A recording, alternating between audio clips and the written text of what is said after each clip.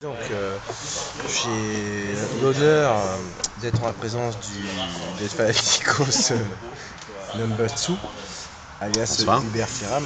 Bonjour. Hubert Siram, bonjour. Bonjour. J'aimerais que, s'il vous plaît, vous nous donniez une définition du terme Fanaticos. Voilà. Bonsoir.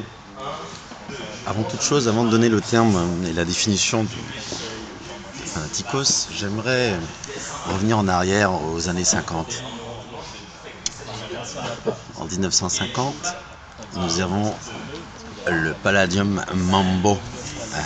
Le Palladium Mambo est un courant musical, est un courant de danse qui respectait la vie dans toute sa splendeur et dans tout son charisme.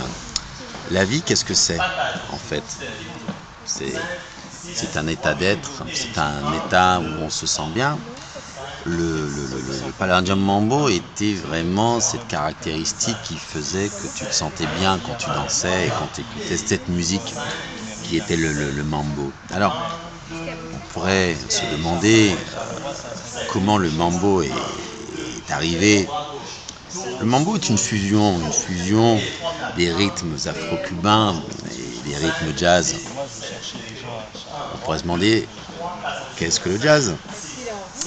Le jazz vient des Noirs, vient d'Afrique.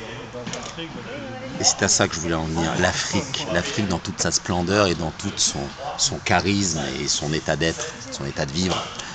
L'Afrique est ce qui nous donne le swing et le groove. Et c'est en cela que le Fanaticos se réfère à l'Afrique. Los Fanaticos del Mambo, c'est un rapport, un lien direct avec une africanité perdue tout au long de ces années. Et les années 50, relever le défi de cette africanité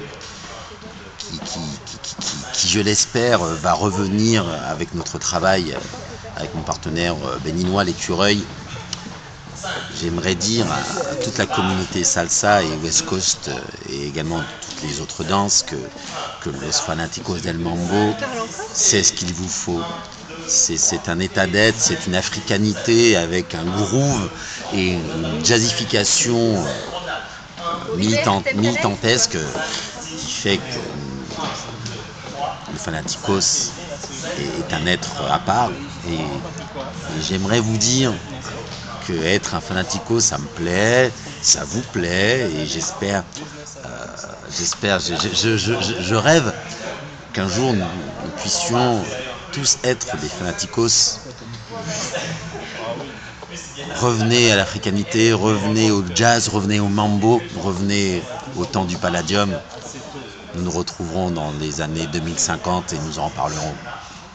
Il y aura, j'espère, une avancée technologique et une avancée dans le mode de pensée qui, je l'espère, vous plaira et me plaira et plaira aussi à Monsieur Adja.